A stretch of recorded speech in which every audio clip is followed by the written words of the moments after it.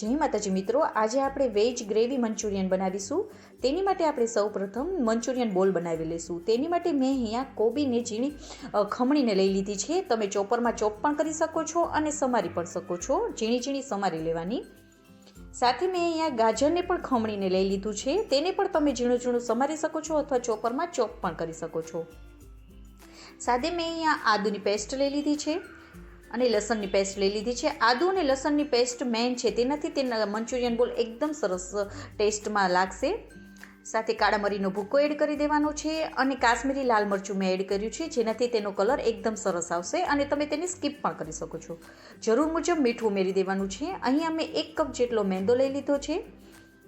5 ચમચી જેટલો મેં કોર્નફ્લોર લઈ લીધો છે. તમે કોર્નફ્લોર અને મેંદો સરખા ભાગે પણ લઈ શકો છો. અને સાથે મેં અહીંયા 2 ચમચી જેટલો ચોખાનો લોટ લઈ લીધો છે. તેનાથી આપણા મંચુરિયન બોલ એકદમ ક્રિસ્પી બનશે અને કુરકુરા બનશે. અને થોડું તેલ ઉમેરવાનું, જેથી કરીને આપણા બોલ્સ સોફ્ટ બનશે. બધાને આપણે સરસ રીતે મિક્સ કરી લેવાનું છે. અહીંયા આપણે પાણીની જરૂર પડશે નહીં, કારણ કે આપણે કોબીમાંથી પાણી છૂટશે માટે. અને આવી રીતે તમારા બોલ બને તેટલું આપણે રાખવાનું છે. અને જો તમારા બોલ આવી રીતે બનતા ના હોય તો તમે તેમાં મેંદો એડ કરી શકો છો. તો હવે આપણે બોલ બનાવવા માટે થોડું પાણી આપણે હાથમાં લગાવી દેવાનું છે અને આવી રીતે આપણે બધા બોલ બનાવી લેવાના છે. તો બધા બોલને આપણે ગોળ ગોળ આવી રીતે બનાવી લો. તમે નાની મોટી સાઈઝ તમારી મુજબ તમે કરી શકો છો. અને બધા બોલ આપણે આવી રીતે બનાવી લઈશું.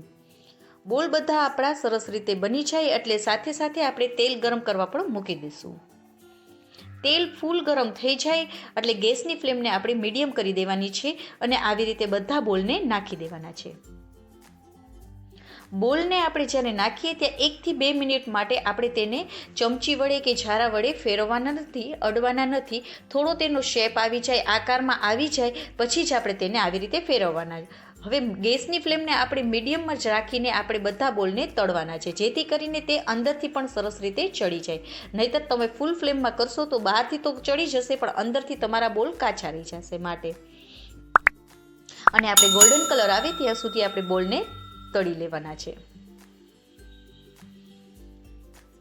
તો આપણા મંચુરિયનના બોલ રેડી થઈ ગયા છે, ગોલ્ડન કલરના થઈ ગયા છે. તો આવી રીતે તમારે બધા બોલને તળી લેવાના છે.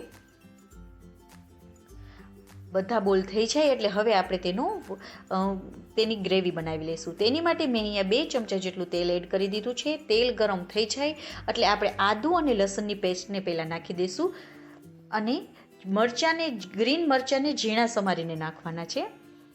હવે બધાને થોડીવાર માટે આપણે સતળાવા દઈશું, જેથી કરીને તેનો ટેસ્ટ એકદમ સરસ આવશે. અને આપણે ચાઇનીઝને ફૂલ ફ્લેમ ઉપર જ કરવાનું છે, તેને ધીમી તાપ ઉપર કરવાનું નથી, જેથી તેનો ટેસ્ટ એકદમ સરસ આવશે. મેં અહીંયા લીલી ડુંગળી નાખેલી છે ઝીણી સમારીને. તમે સૂકી ડુંગળી પણ નાખી શકો છો. તેને આપણે થોડી ગોલ્ડન બ્રાઉન થાય ત્યાં સુધી આપણે ચડવા દઈશું. હવે તેમાં મેં અહીંયા ગાજરને ઝીણું સમારીને લઈ લીધું છે, એક કેપ્સિકમને પણ ઝીણું સમારીને લઈ લીધું છે અને કોબીને મેં જે ખમણેલી હતી તેમાંથી થોડી કાઢી લીધી હતી, તે નાખી દઈશું. હવે તેને પણ આપણે 2 મિનિટ માટે કૂક થવા દઈશું. તે સરસ રીતે કૂક થઈ જાય એટલે હવે તેમાં આપણે જરૂર મુજબ મીઠું ઉમેરી દેવાનું છે. કાળા મરીનો ભૂકો ઉમેરી દેવાનો છે. ગ્રીન ચીલી પેસ્ટ મેં અહીંયા ઉમેરી છે. તમારે રેડ ચીલી પેસ્ટ હોય તો પણ તમે તેમાં ઉમેરી શકો છો. અને 2 ચમચી જેટલો સોયા સોસ ઉમેરીશું, કારણ કે આપણે વધારે છે ગ્રેવી મંચુરિયન એટલે આપણે 2 ચમચી જેટલો ઉમેરીશું. અને જો તમારે ઓછો હોય તો તમે 1 ચમચી જેટલો સોયા સોસ ઉમેરવાનો. હવે બધા મસાલાને પણ થોડીવાર માટે આપણે કૂક થવા દઈશું.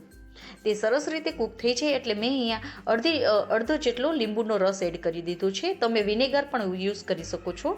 અને સાથે હવે આપણે અહીંયા પાણી નાખવાનું છે. જરૂર મુજબ તમારે પાણી એડ કરવાનું. મારે અહીંયા વધારે છે એટલે મેં 3 ગ્લાસ જેટલું એટલે કે 6 કપ જેટલું પાણી એડ કરેલું છે.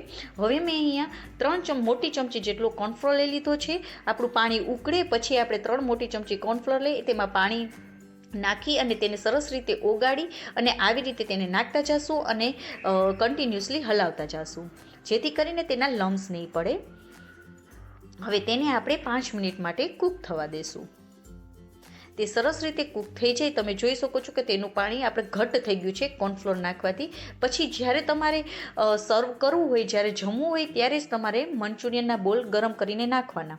એટલે હવે મારે સર્વ કરવાનું હોવાથી તેને મંચુરિયનના બોલને આપણે નાખી દઈશું અને 2 મિનિટ 5 મિનિટ માટે આપણે કૂક થવા દઈશું. અને આપણે જે સ્પ્રિંગ ઓનિયન નાખેલી છે તેને પાછળના જે ગ્રીન કલરનો ભાગ હોય તેને ઉપરથી નાખીશું. તે ના હોય તો તમારે કોથમીરને એડ કરવાની, સ્પ્રિંકલ કરી નાખવાની. તો આપણું ગ્રેવી મંચુરિયન રેડી થઈ ગયું છે, જે એકદમ ટેસ્ટી બને છે. અને જો તમને આ મારી રેસીપી ગમી હોય તો લાઇક કરજો, મારી ચેનલમાં નવા હોય તો સબસ્ક્રાઈબ કરજો અને બાજુમાં રહેલ બેલ આઇકનને દબાવવાનું બિલકુલ ના ભૂલશો. અને તમને આ મારું વેજ ગ્રેવી મંચુરિયન કેવું લાગ્યું તે કમેન્ટ કરીને જરૂરથી જણાવજો. જય માતાજી મિત્રો.